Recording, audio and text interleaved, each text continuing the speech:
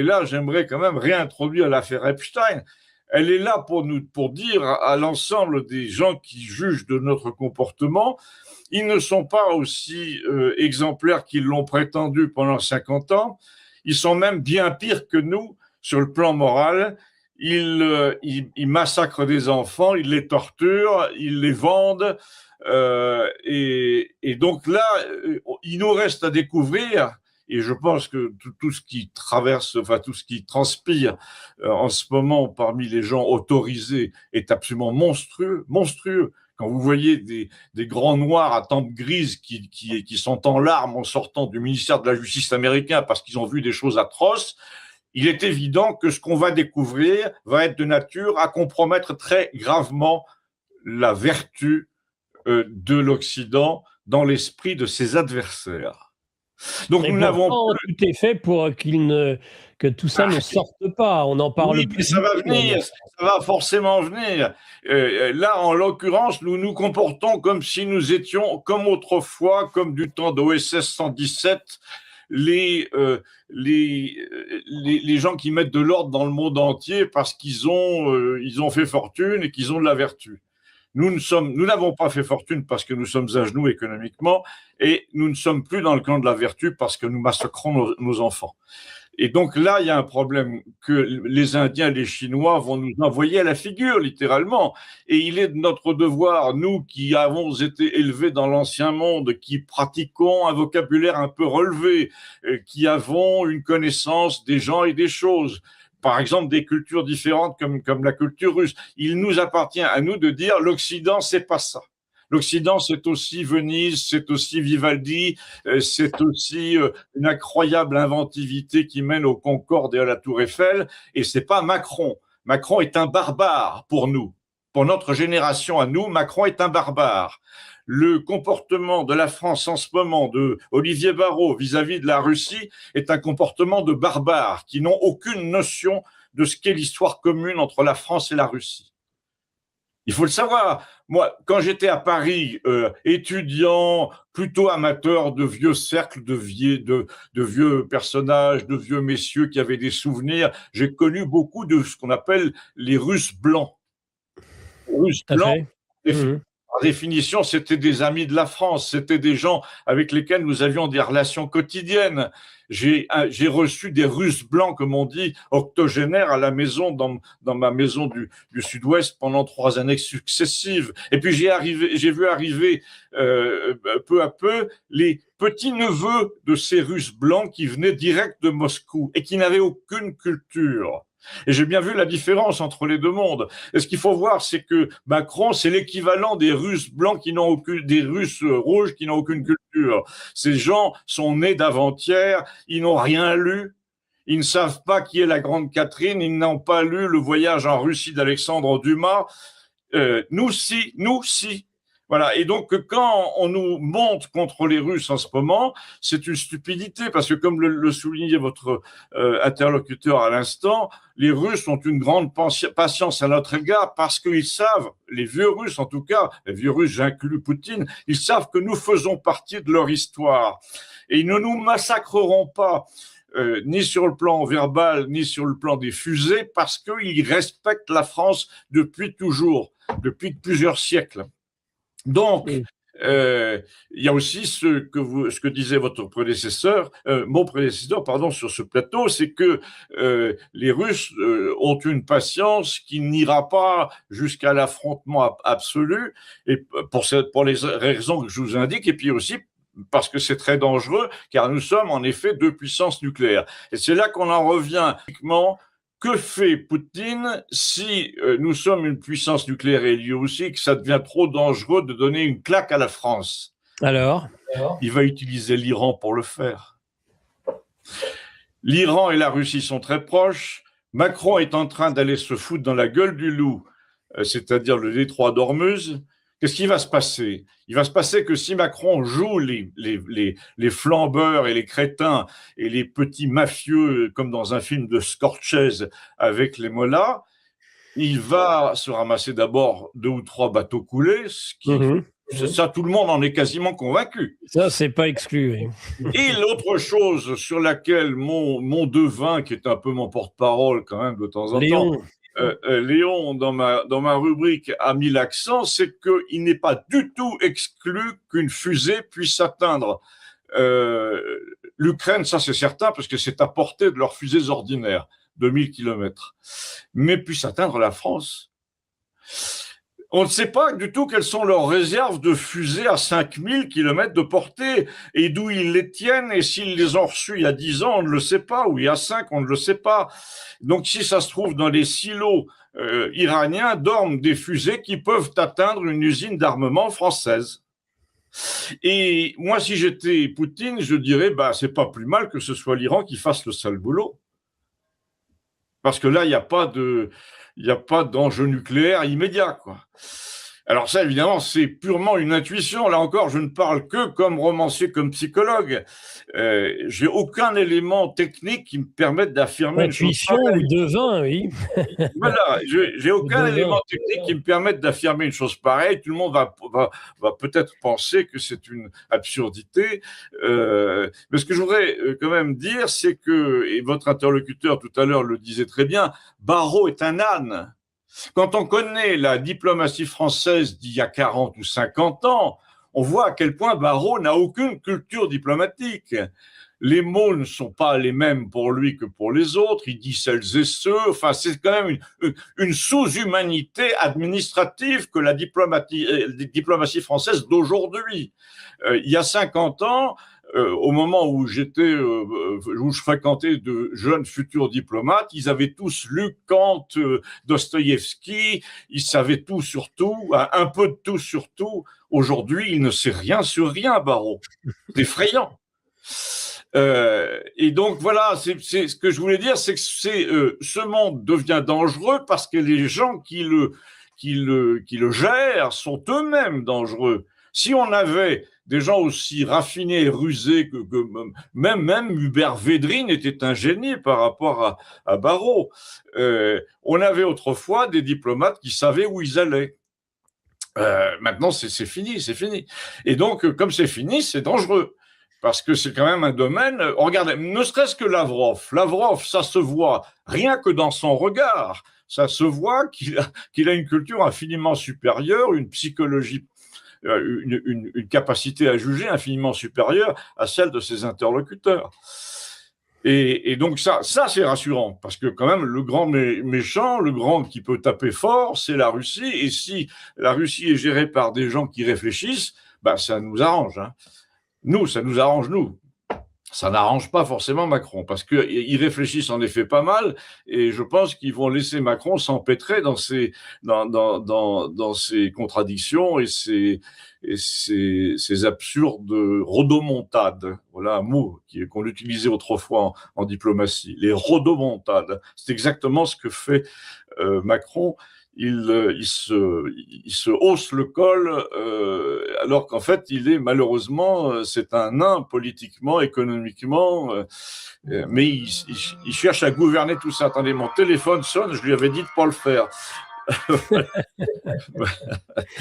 Voilà.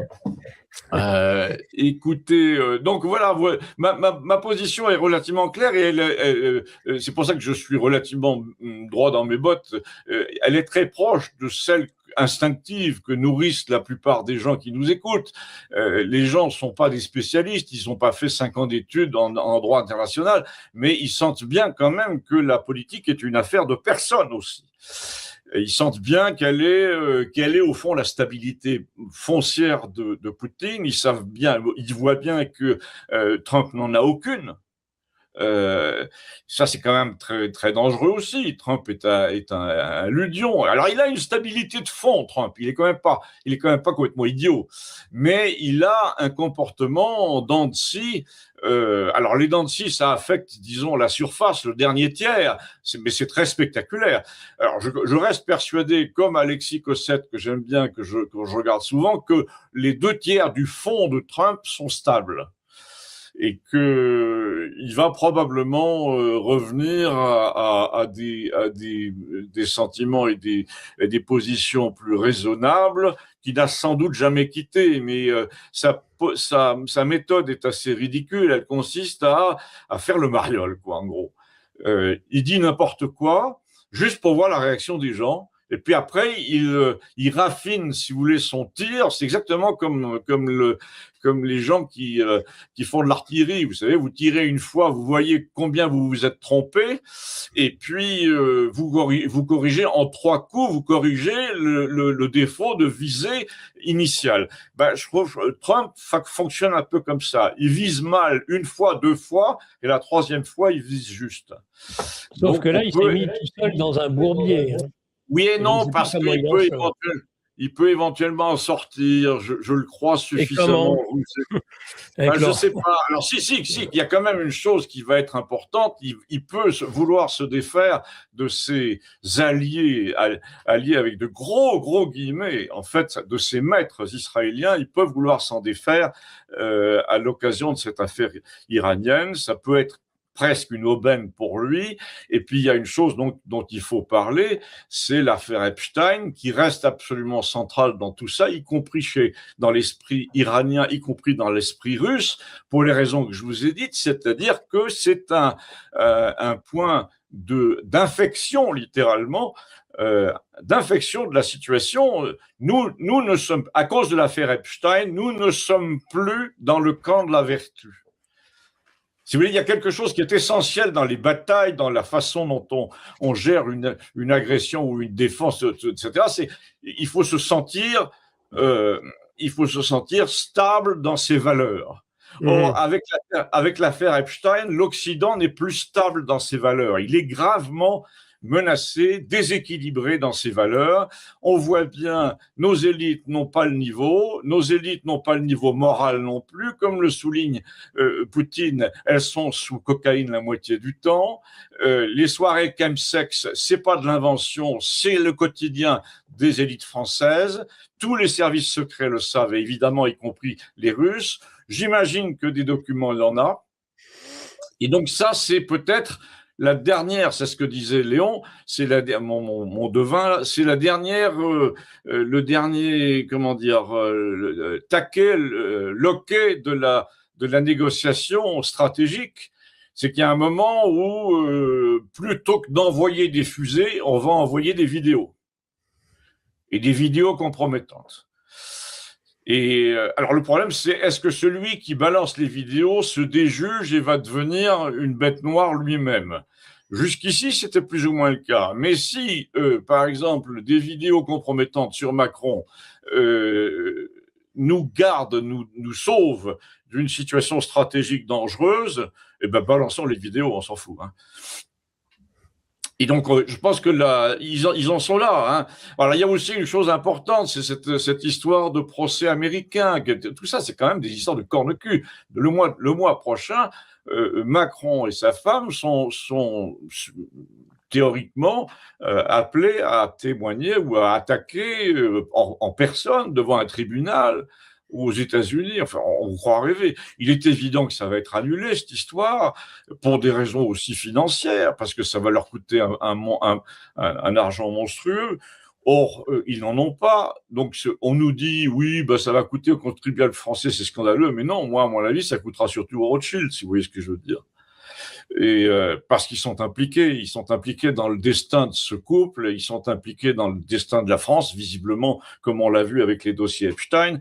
Il y a un lien entre les Rothschild et la marche des affaires publiques en France, et depuis fort longtemps. Donc ce lien, c'est pas un scandale que de le dire, parce que maintenant c'est un fait. Là, visiblement, la puissance publique n'est pas très curieuse, les enquêteurs ne sont pas très zélés pour interroger Madame de Rothschild, mais ça va venir peut-être. Et ça, c'est un peu l'enjeu. En gros, avant d'en arriver à l'affrontement dangereux dont nous parlions, que vous avez évoqué tout à l'heure, il y a quand même tout un aspect humain de la question qui peut soit envenimer, mais je n'y crois pas, soit apaiser les choses. Je pense que quand même, l'un des derniers arguments, c'est ça. Et cette histoire de vertu qu'on n'a plus, que l'Occident n'a plus, est évidemment un point de faiblesse énorme, énorme. On n'est plus légitime dans notre propre tête. On voit bien que dans les gesticulations de Macron, il y a une façon de noyer le poisson. Et il sait très bien ce qui est ce poisson-là et pourquoi il sent mauvais. Et tout le monde en Occident gesticule pour écarter l'odeur du poisson. Et cette odeur du poisson est parvenue jusqu'en Asie, jusqu'en Inde, jusqu'en Chine, où ils voient très bien quelles sont les lamentables dérives morales de l'Occident depuis 50 ans. Et on ne peut pas nous empêcher de penser, on ne peut pas les empêcher de penser que c'est une belle revanche pour eux. Rappelons que la Chine qui nous juge en ce moment avec l'affaire Epstein, c'est celle qui a subi le sac du palais d'été. Là encore, la diplomatie française est incapable de se souvenir de ça. Elle l'a lu dans les livres, mais elle ne fait pas le rapport entre la psychologie chinoise d'aujourd'hui et le sac du palais d'été. Or, en fait, il y a une humiliation chinoise depuis longtemps dont souffrent les Chinois à l'égard du monde occidental, et ça date de la guerre des Boxers, ça date de cette période où nous avons été odieux. Et donc, ils vont nous le faire payer. Déjà, moi, je suis persuadé que le vol des bijoux de l'impératrice Eugénie, c'est un mode de chantage pour essayer. Vous nous l'aviez dit à l'époque, oui. Oui, ça, j'en reste convaincu. Mais bon, donc là encore, il faut vouloir, ils le veulent pas, expliquer les phénomènes stratégiques par des causes lointaines, psychologiques, des espèces de complexes d'infériorité ou de supériorité que nourrissent les nations les unes vis-à-vis des autres. Et là, on est en plein dans mon domaine. Hein. Là, les nations, je les perçois comme des personnages de romans. Qui a été blessé, qui veut sa revanche, qui est vraiment spiritualiste. Est-ce que la Russie a une leçon à nous donner? D'ailleurs, entre parenthèses, la situation que nous vivons a une leçon à nous donner, qui est probablement la leçon éternelle, qui est à quelque chose. Est-ce que, là encore, à quelque chose malheur est bon? Et alors ça, c'est encore mon domaine, c'est carrément de la psychologie tellement intuitive que ça devient de la divination. Moi, mon personnage de Léon dit que à quelque chose de malheur est bon parce que le prix du pétrole qui va en effet s'aggraver gravement, si j'ose dire, dans les quelques semaines ou mois qui viennent, va précipiter le recours à une énergie très peu chère et illimitée. Et parce qu'en gros, on n'aurait pas de raison historique, on n'aurait pas de raison de tuer la poule aux œufs d'or du pétrole d'Arabie Saoudite, etc., sans un prétexte majeur. Et ce prétexte majeur, c'est peut-être ça. Et par exemple, le fait qu'une grande partie des richesses de l'Iran dépendent encore du pétrole peut inciter énormément les laboratoires, les chercheurs du monde occidental à remplacer cette énergie fossile par une autre qui sera probablement du domaine de la fusion froide ou même de l'énergie quantique, on ne sait pas. Mais il y a plein de casseroles qui bouent en ce moment sur le feu et il va bien sortir une solution quelconque qui va devenir une sorte de ballon d'oxygène pour la planète entière. Et alors, c'est pas seulement une façon de sortir du conflit iranien et de sortir de la dépendance au pétrole et donc des pays arabes, c'est aussi une façon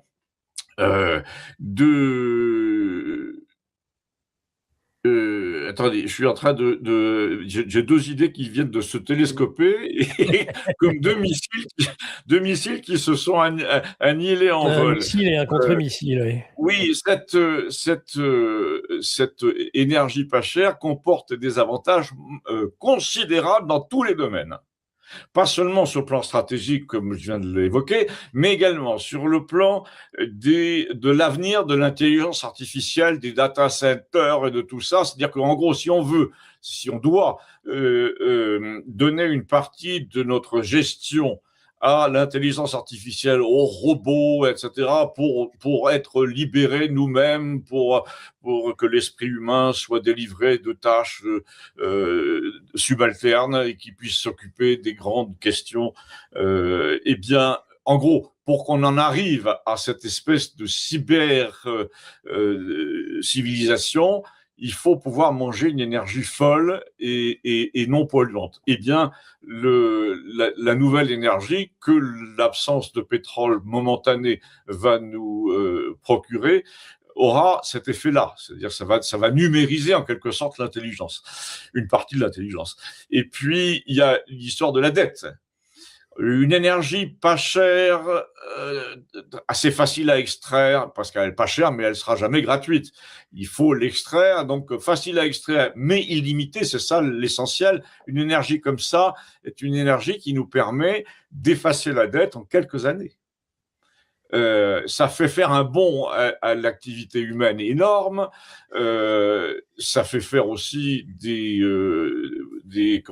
économies de carbone. Je veux dire, une énergie du genre fusion froide ne dégage rien comme bon. Bref, il y a tout est ensemble dans ce panier de l'énergie pas chère et illimitée.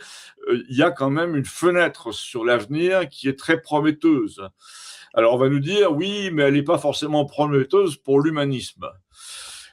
Eh bien ça, l'humanisme était bien plus en danger à cause des Macrons qui disent celles et ceux qu'à cause de l'énergie pas chère et des data centers et de l'intelligence artificielle. Hein.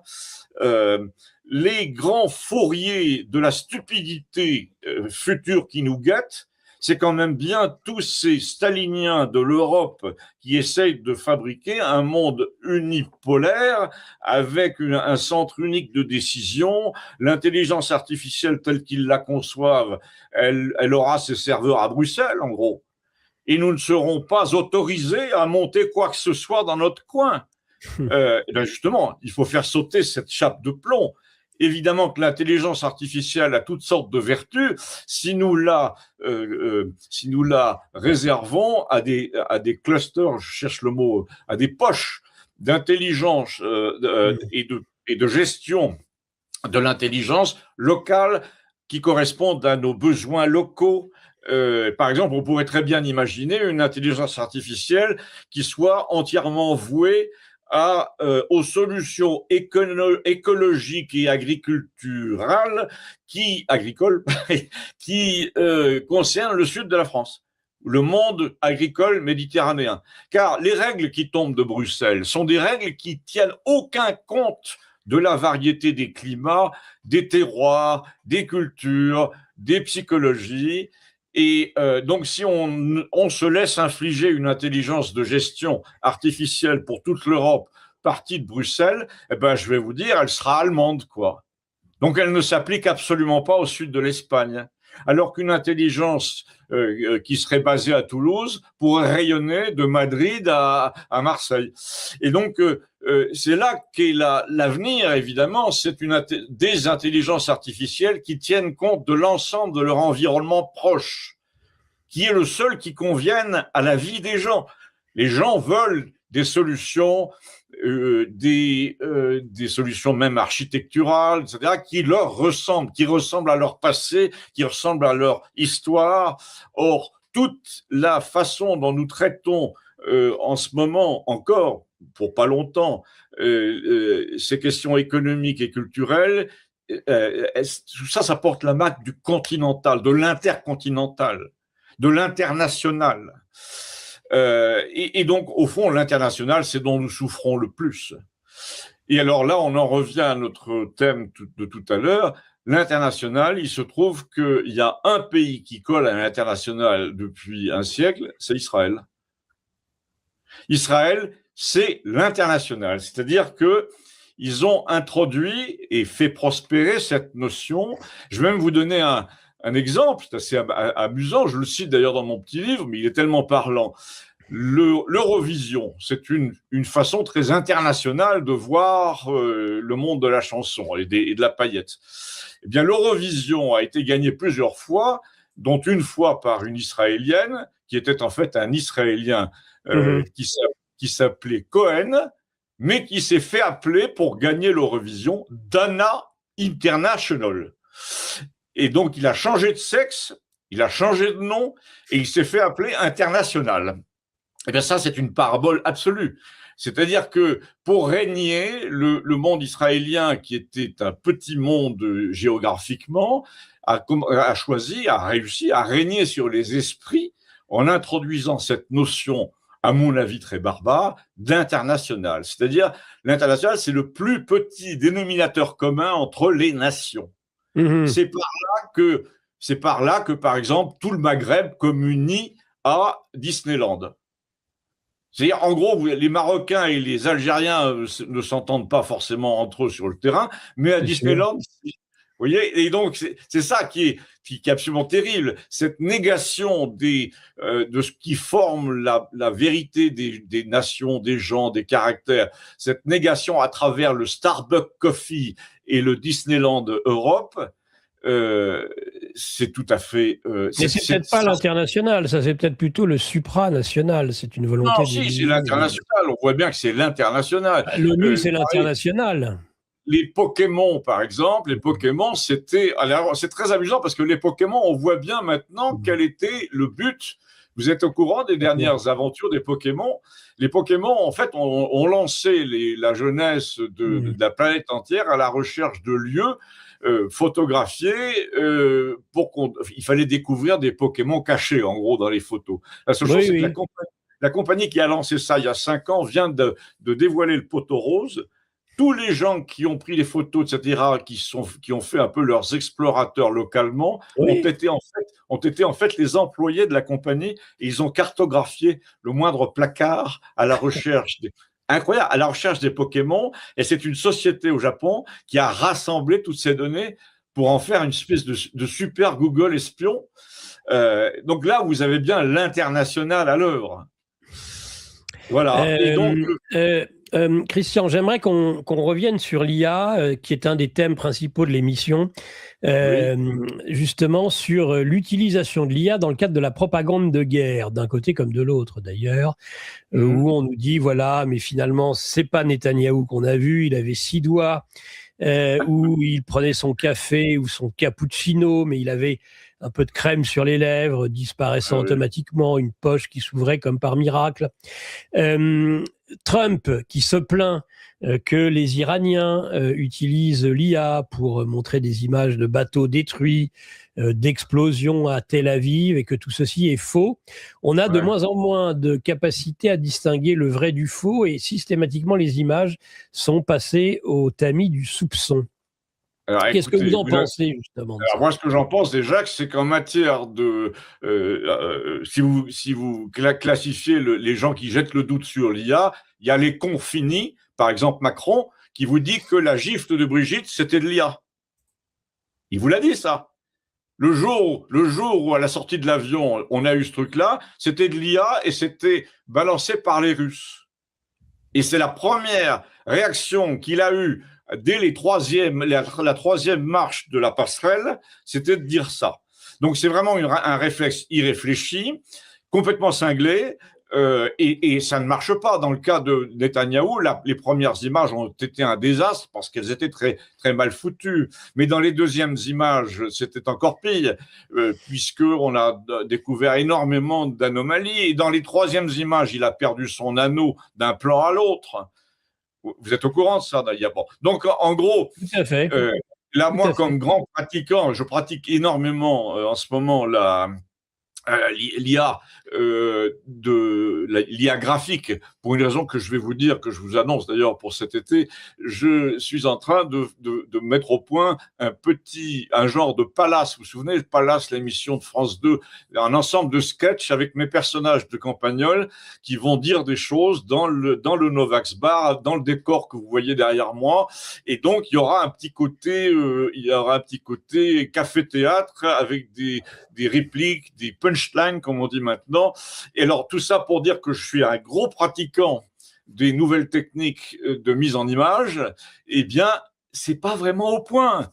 Il faut ruser avec l'outil qui, de temps en temps, vous fait des aberrations. Or là, ils ont été pris, visiblement, ils ont été pris par la hâte, l'urgence, pour balancer une explication très rapidement pour montrer, ben non, il va très bien. Et dans cette hâte, ils ont négligé des choses essentielles.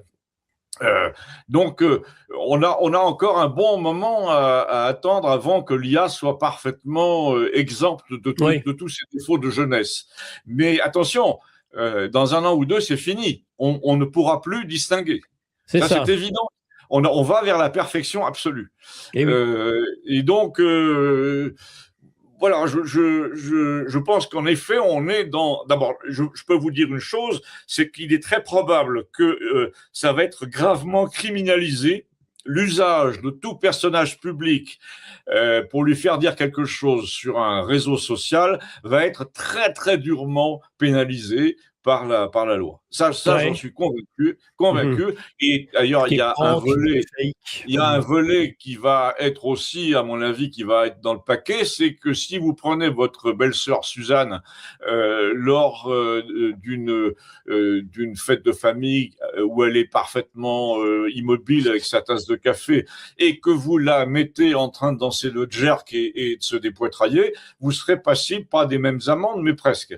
Donc, je pense qu'il va y avoir un droit à l'image qui va être resserré énormément, et honnêtement, je trouve ça un peu normal. Étant donné la puissance de l'outil, c'est normal qu'il y ait des représailles de la part de la puissance publique, parce qu'on ne peut pas faire n'importe quoi avec l'image de n'importe qui. Alors l'autre chose, évidemment, il y a aussi toute une partie qui concerne la sexualité. Vous pouvez sexualiser désormais l'image de n'importe qui. Donc là, on va vers des dérives qui sont normalement du ressort du pénal. Le problème, c'est donc quand vous fabriquez une fausse réalité. Donc, laissons tomber les visages. Tout le monde est d'accord que c'est un scandale. Si vous fabriquez des fausses explosions pour montrer que... alors ça, c'est très difficile En gros, on ne peut pénaliser que la démarche explicite du type qui dit c'est du vrai, je vous le garantis. Parce qu'au fond, ce qui est pénalisable, c'est l'affirmation que c'est du vrai. En revanche, la fabrication de fausses images, si elle reste un amusement, évidemment, voilà, c'est très difficile à pénaliser, ça. Évidemment.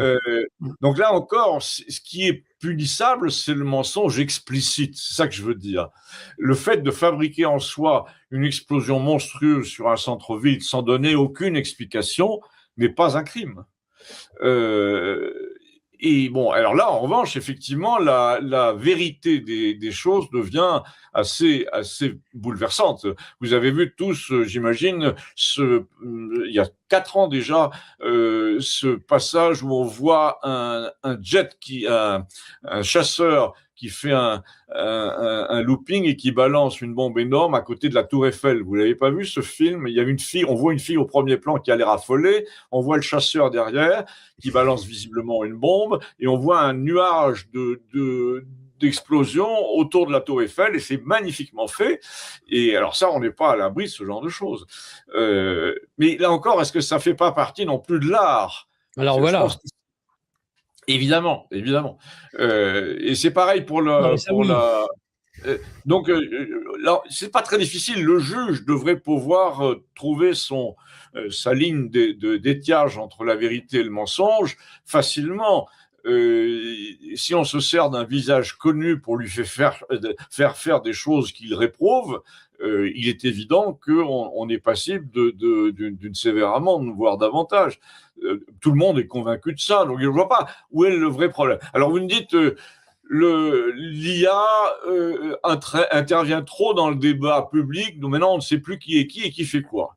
Je ne dis pas qu'elle intervient trop, je dis que c'est devenu un instrument privilégié de la propagande, pas du débat, de la propagande. Mais de la propagande, mais en même temps, la propagande dans les deux sens. Quand vous voyez qu'Israël coupe carrément les réseaux pour qu'on ne montre rien, c'est donc qu'il y avait des choses à montrer. Parce que ça, c'est une autre façon de faire de la désinformation. Oui. Voilà, Plus que de la pourrait propagande, en l'occurrence, là. donc, mais ça a toujours plus ou moins existé. La seule chose, c'est que les moyens Oui. ont été décuplés depuis. C'est ce que je dis, il y a décuple les moyens de mentir, de déformer la réalité, de flouter une zone grise qui est ni le réel ni l'imaginaire. Ou de fabriquer un passé, puisque dans certains procès auxquels je fais une allusion lointaine, Ouais. mais appuyée, Ouais. il serait pas trop difficile. Alors Je aussi, pense tout d'ailleurs à que fait. les intéressés ont mis sans doute un laboratoire d'IA au travail à ce sujet il y a 1 an. Fabriquer un passé de quelqu'un, le montrer avec ses enfants petits, dans leur enfant, etc. Bref, fabriquer tout un passé dont on prétend qu'il n'existe pas, eh bien, ça peut être jouable. Le seul problème, c'est que c'est extrêmement dangereux.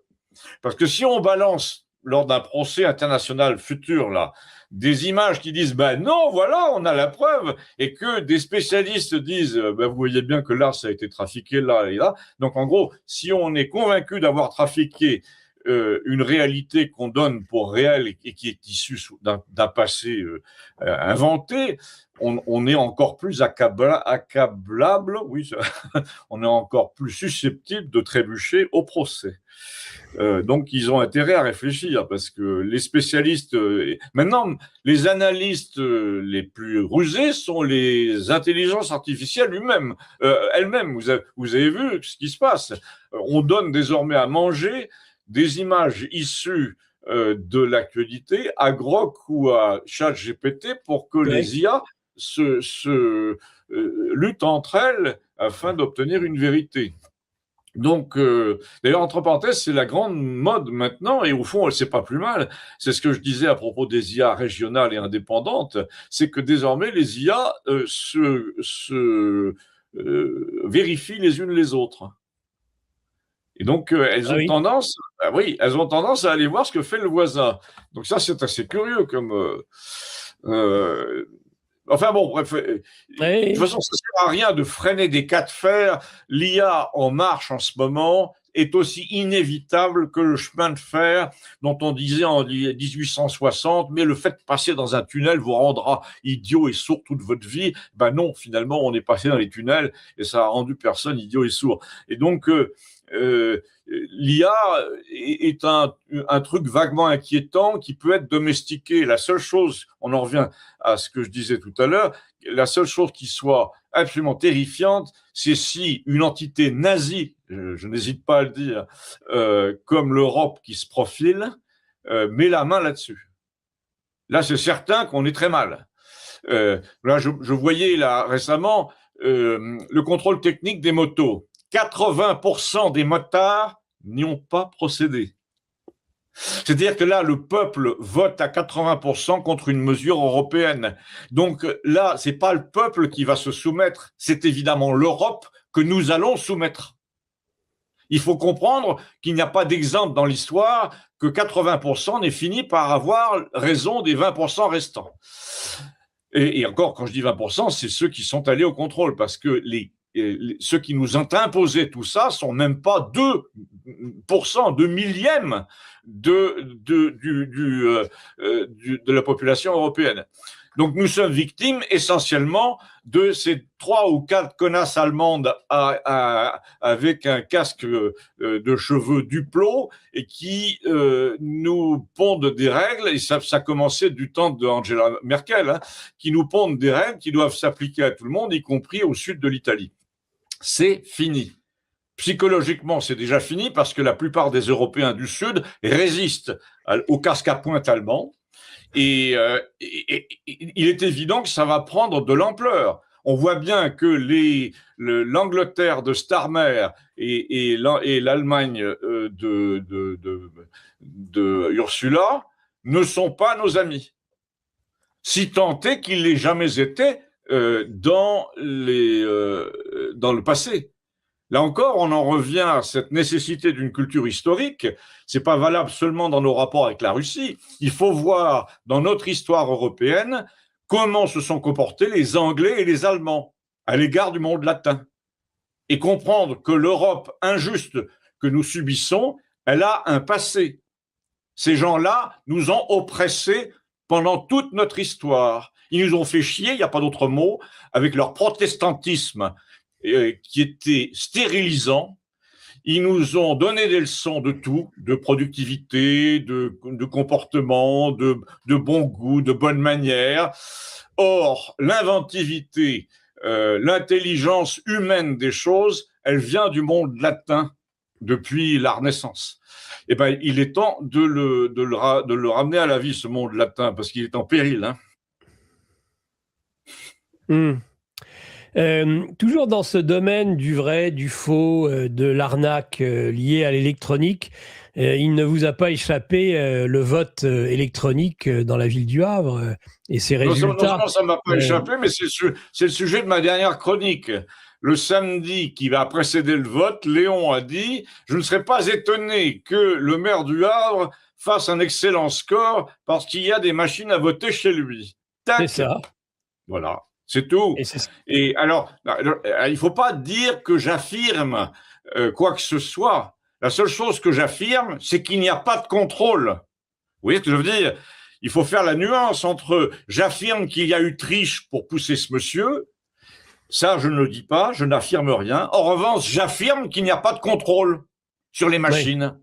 Ben non. Et ça, tant qu'on ne mettra pas une commission indépendante d'informaticiens qui surveillent étroitement la façon dont le logiciel se comporte, qui le relève, qui l'entretient, quelles sont les mises à jour, est-ce qu'on est lié à Internet ou non.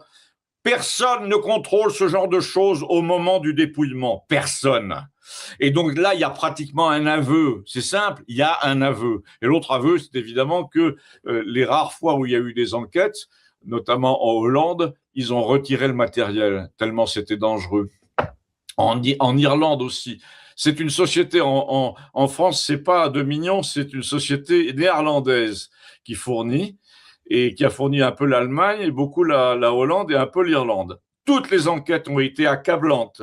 Le procédé n'est sûr à aucune étape. Ouais. Donc, tout a été retiré, sauf en France. En France, on s'est contenté de ne plus importer le matériel, mais celui qui est déjà en place dans les communes, dans les 64 communes françaises, eh bien, il continue à fonctionner sans aucun contrôle multipartite. Parce que c'est évidemment la chose qu'il faut faire, c'est de prendre une dizaine d'informaticiens issus de tous les bords, de tous les partis, mais indépendants, et en plus, on en tire au sort 5 pour qu'ils procèdent au contrôle des résultats en temps réel. Mais personne ne le fait. Puis j'aimerais vous dire aussi que personne ne le fait au ministère de l'Intérieur, parce qu'il n'y a pas que dans les communes équipées de machines à voter. Alors, voilà. Il y a aussi au ministère de l'Intérieur, entre 20h30 et 21h30, quelle commission d'informaticiens indépendants est convoquée pour observer le déroulé du comptage, de ce qu'on appelle la consolidation. Personne n'est convoqué.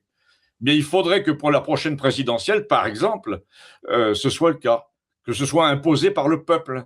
Le peuple doit dire, voilà, on a suffisamment de programmeurs de génie en France, ils passent un examen, ils font partie d'un pool d'inspecteurs qu'on peut appeler en urgence les soirs d'élection. On en choisit 10 ou 20 au dernier moment, de manière à assurer leur indépendance, et ils voient ce qui se passe. Ben, vous allez voir que les résultats des élections vont changer.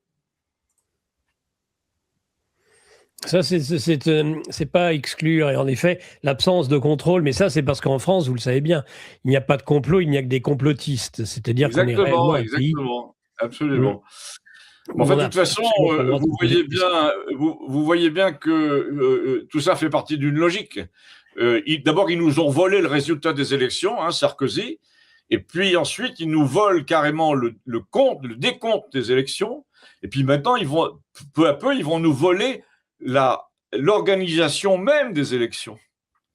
C'est-à-dire qu'un jour ou l'autre, ils vont nous dire, c'est ce que Macron visiblement a en tête, oui, la situation est bien trop désordonnée et dangereuse aujourd'hui pour qu'on songe à organiser une élection. Et donc, voilà, vous les repoussez plus en plus sous le prétexte qu'on est en état d'urgence. C'est probablement ça qu'il a en tête. Mais ça ne marchera pas parce que je pense qu'il va être débranché. Ah, ça y est, ça recommence. Il va être débranché. Mais qui va le débrancher? On a l'impression que Trump finalement, n'est pas la personne idoine. Hein. Ouais, d'abord, Trump, il y a des gens derrière. Hein. Mm. Il y a des gens derrière. Il y a des gens devant, mais il y a des gens derrière. Oui, Et mais je est-ce pense que que... ces gens qui sont derrière Bah alors, s'intéressent d'une quelconque façon à ce qui se passe en France?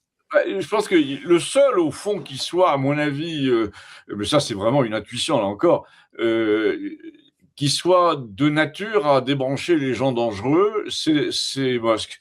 Il peut être dangereux aussi à certains égards, mais dans le futur.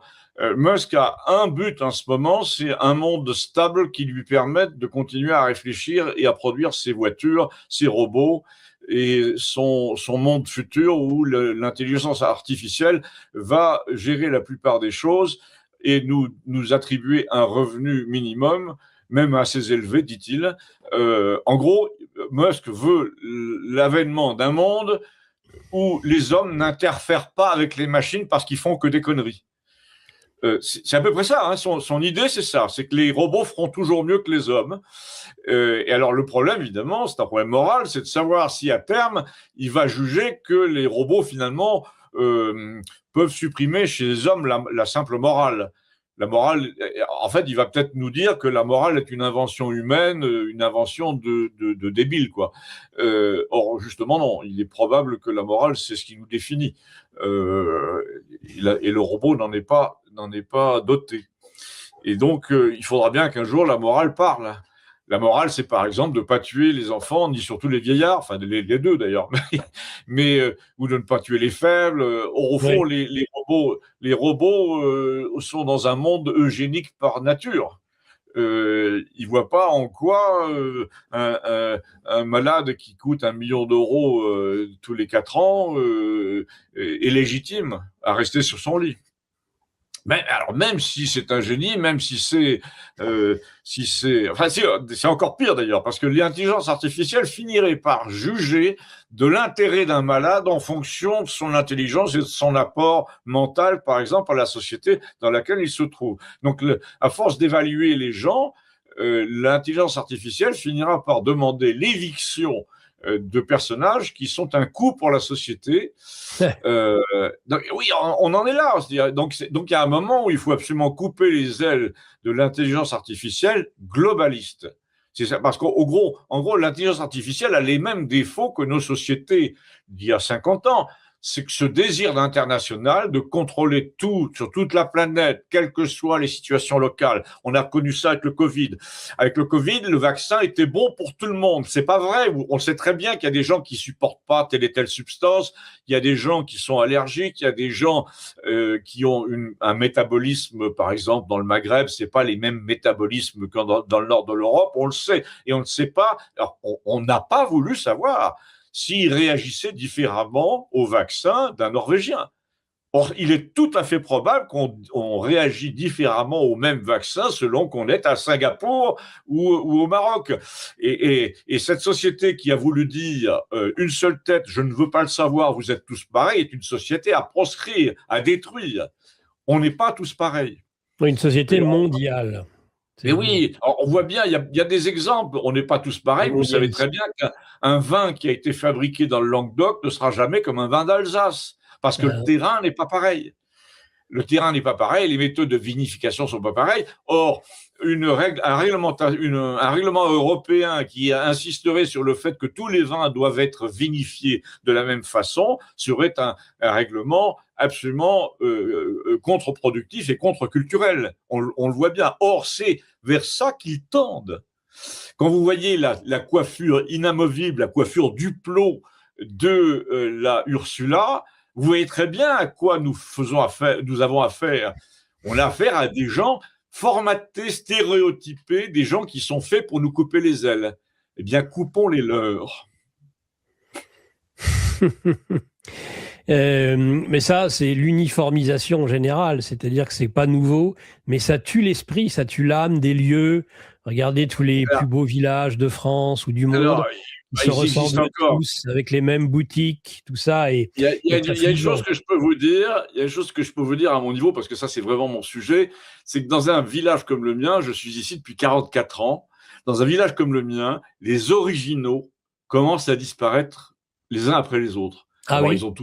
ils ont tous autour de 80 ans, donc c'est normal qu'ils disparaissent. Mais surtout, Ouais. il n'y a pas de relève.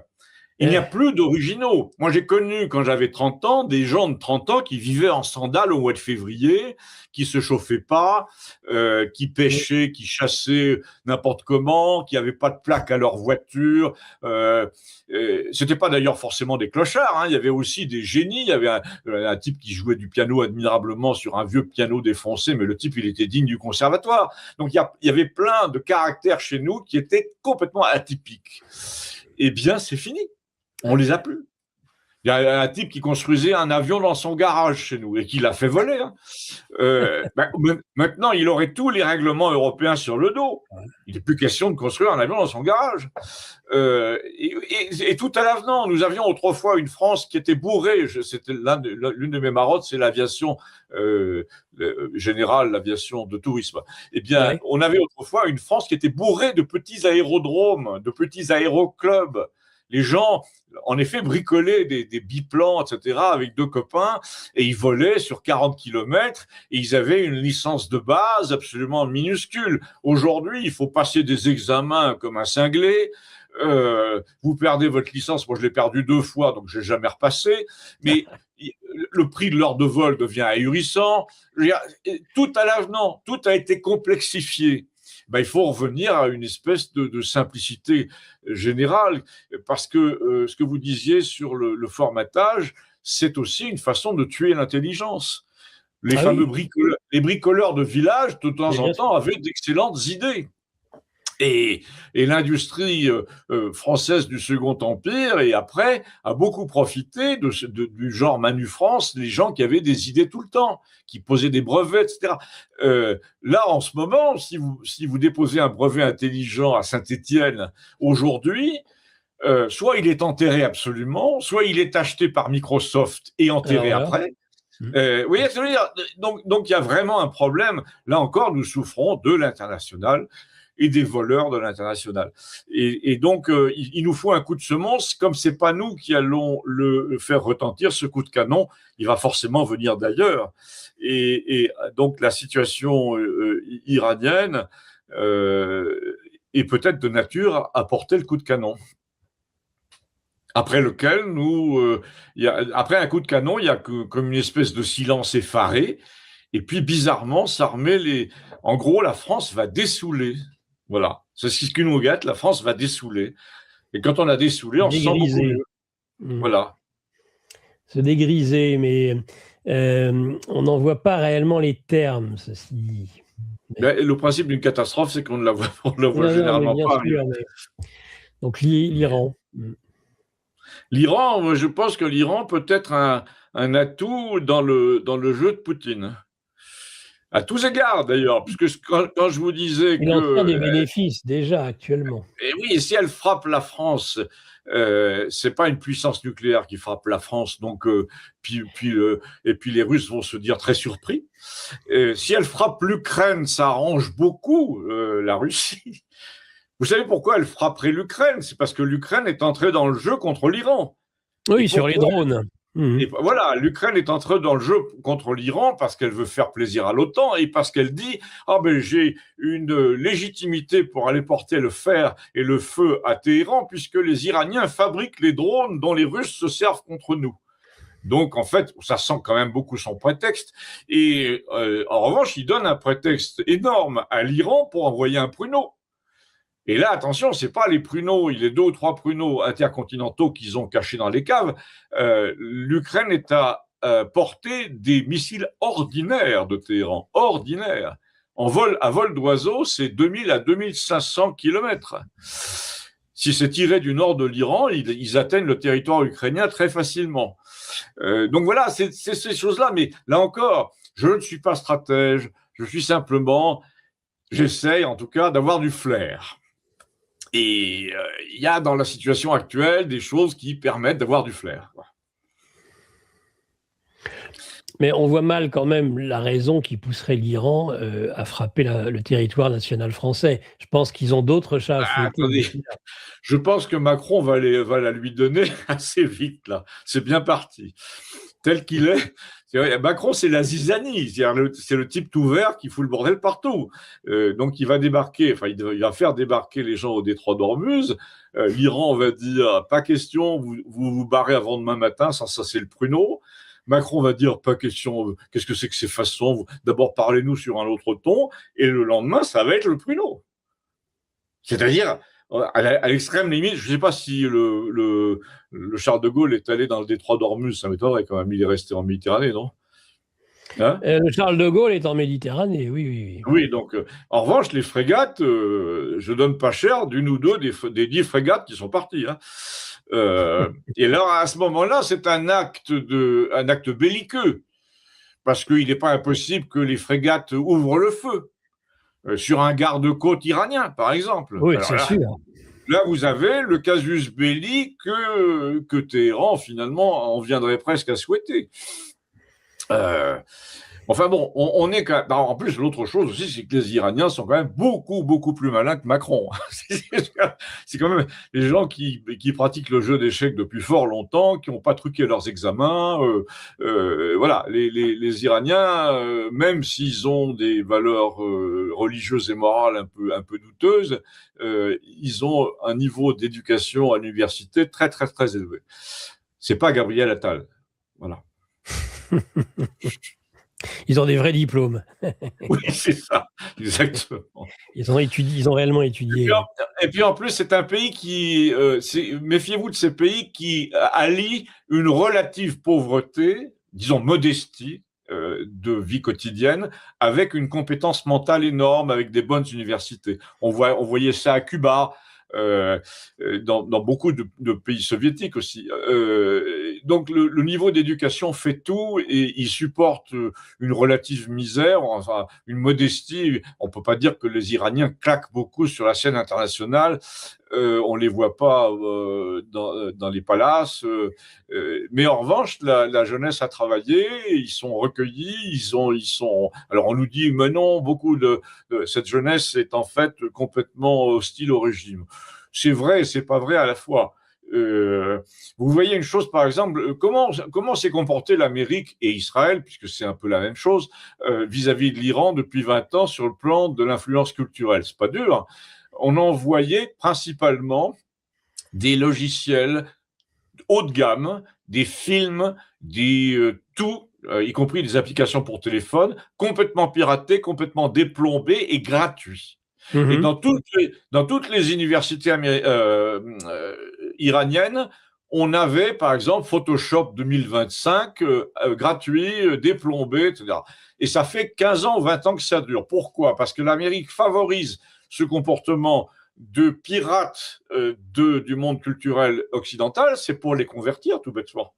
Or, ce qui est assez intéressant, c'est de voir que l'étudiant iranien, il fait de la guitare électrique, il regarde les films avec Nicole Kidman, etc. Il est très au fait de toute la vie culturelle américaine, mais il n'y en a pas 1 sur 2 qui veuille le basculement vers l'Amérique. 1 sur 2, ça veut dire que la propagande culturelle américaine n'a pas si bien marché que ça. Hein.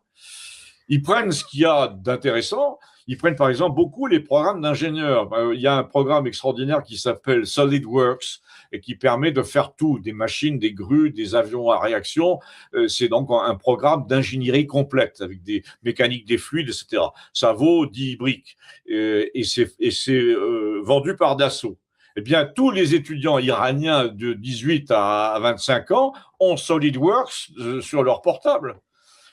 En piraté. Par conséquent, l'Occident contribue énormément à faire d'eux des ingénieurs hors pair et ils n'ont pas eu jusqu'ici beaucoup le retour sur investissement. L'Amérique ne voit pas tellement que la jeunesse se soit entièrement retournée pour elle.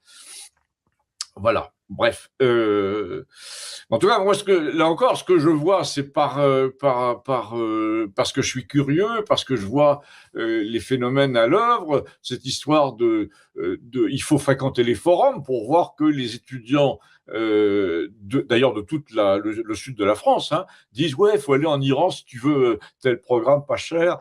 Donc c'est connu. Et pourquoi les Américains et pourquoi Adobe et pourquoi Dassault ne font pas un blitz international pour empêcher les serveurs, par exemple, de diffuser ces programmes pirates? Parce qu'ils croyaient que ça les servait.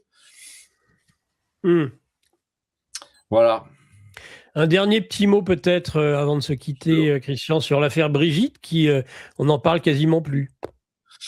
On n'en parle plus, mais je pense que le point le chaînon manquant est quand même en train de se constituer. Et le chaînon manquant, c'est le lien entre le monde de Brigitte et Epstein. Alors oui, bien sûr. Ça reste la grande inconnue, mais ça ne va pas rester une inconnue longtemps. Parce qu'il n'y a pas de raison pour laquelle quelqu'un qui a été aussi actif de 1995 à 2015 dans ces domaines-là, hein, ces domaines, c'est à la fois de l'influence, du showbiz et du sexe et de la drogue, n'ait pas croisé l'entourage de Brigitte. Et de Jean-Michel. C'est très difficile à imaginer. Parce que, comme on dit, vous savez, c'est la théorie des ensembles. Il y a une intersection, hein, des deux mondes. Eh bien, il nous reste à découvrir le fuseau d'intersection entre l'orbite de Brigitte et l'orbite d'Epstein. Et ça, à mon avis, ça va pas tarder. C'est la question Brunel, c'est la question du 22 avenue Foch. C'est la question d'enquêteurs qui, semble-t-il, ont été éliminés, d'un rapport et d'enquête. Karen Mulder, moi j'ai fait partie de ceux qui ont gueulé. J'étais chroniqueur de télévision à Valeurs Actuelles en 2001 et j'ai gueulé en pleine page en disant mais qu'est-ce que c'est que cette histoire? Ils ont escamoté une interview, ils ont poursuivi les gens du public parce qu'ils avaient des caméscopes. Les seules informations qu'on a, c'est un type qui a fait sur Internet un petit rapport de ce qui s'était passé. Et on en est là. Et d'ailleurs, Ardisson, avant de mourir, a dit que c'était la seule chose de sa carrière qu'il regrettait. Ben, il avait raison. C'est en effet une chose absolument essentielle. Ils l'ont fait passer pour une idiote, elle n'en est pas morte. Elle continue à parler avec un tout petit filet de voix, mais j'espère qu'on ne va pas la retrouver suicidée par désespoir de n'avoir pas pu faire triompher sa vérité, parce que c'est quand même la grande méthode de ces gens-là. C'est que, voilà. Mais bon, de toute façon, ça va dans le sens de ce que j'indiquais au début, c'est-à-dire qu'il est nécessaire que l'absence de vertu du monde occidental apparaisse au grand jour. C'est indispensable. Parce qu'on ne peut pas bâtir un monde un peu plus vertueux si on n'a pas découvert toute la laideur du monde précédent. C'est le principe du bouc à mystère. Et on ne peut pas bâtir de monde du tout sur une pareille décadence, une pareille dégénérescence. Absolument. Mais c'est le principe du gouvernement de la cité. Vous savez, pour fonder Rome, il fallait tuer, je ne sais plus lequel est mort, c'est Romulus qui est mort pour fonder Rome. C'est pareil. Oui, en gros, il faut qu'il y en ait un qui meure pour que l'autre fonde la cité. Eh bien, là, en l'occurrence, il faut que ce monde détestable de Epstein et de tous ses sbires meure pour que la cité future prospère et soit plus vertueuse. Et on ne peut pas être vertueux si on est grand. Le gros problème de nos sociétés, c'est l'échelle. C'est-à-dire, en gros, il faut remplacer l'international dont je parlais tout à l'heure, le gigantisme, par l'universel. Et l'universel, c'est le type qui a du génie dans son atelier et qui diffuse peut-être, mais qui diffuse un coup de génie à travers la planète entière, à travers un brevet. Mais par exemple, des monstres comme Amazon ne devraient pas exister en tant que monstres. L'idée d'Amazon est excellente si elle était limitée à un sous-continent, à 3 ou 4 pays. Là, il est inadmissible que ces sociétés monstrueuses mondiales ne payent pas d'impôts et imposent leur méthode commerciale à la terre entière à la fois, au mépris évidemment de toutes les cultures et de tous les commerces, puisque le commerce que Amazon a tué en France notamment était un commerce qui faisait partie de la culture. Le petit fabricant, le petit type qui arrivait à faire des cycles dans son coin, il y avait des manufactures de cycles qui qui sortaient 100 machines par mois. Or là, si on ne sort pas 10 000 machines par mois, on est mort. Voilà, donc c'est ça le problème. Et ça finit par tuer l'inventivité. Donc bref, mais on en reviendra. Je pense que la nature a le génie qui nous manque. La nature va faire tomber les dinosaures que sont les Américains. Ça, leur météorite va pas tarder. Et oui, je pense qu'ils sont devenus trop grands, ils mangent trop. D'ailleurs, c'est même sur le plan physique. Quand vous regardez les photos comparées de la foule à New York en 1950 et maintenant, c'est effrayant. Ces gens sont devenus gros et cons. Ah oui, ça oui, gros, oui. Terrible. Bon, bref, ne parlons pas comme le café du commerce. Voilà, est-ce qu'on a fait le tour? On a fait le tour, oui. Non, mais bien sûr. Ouais, on a fait le tour aujourd'hui, tout à fait. Merci beaucoup, Christian, qui était en direct du Novax Bar. On rappelle votre livre À l'endroit. Ah, je vous signale que la version anglaise vient de sortir. Ça s'appelle Upright. Et d'après mes informations, Candace Owens l'a reçu. Ah. Avec un peu de chance, elle va mettre une coccinelle sur sa... Ah bah oui, c'est l'objectif. Sur sa boutonnière, la prochaine fois qu'elle va faire j'espère qu'elle va mettre une coccinelle, ne serait-ce que pour attirer l'attention sur ce thème de la coccinelle qui mange les nuisibles.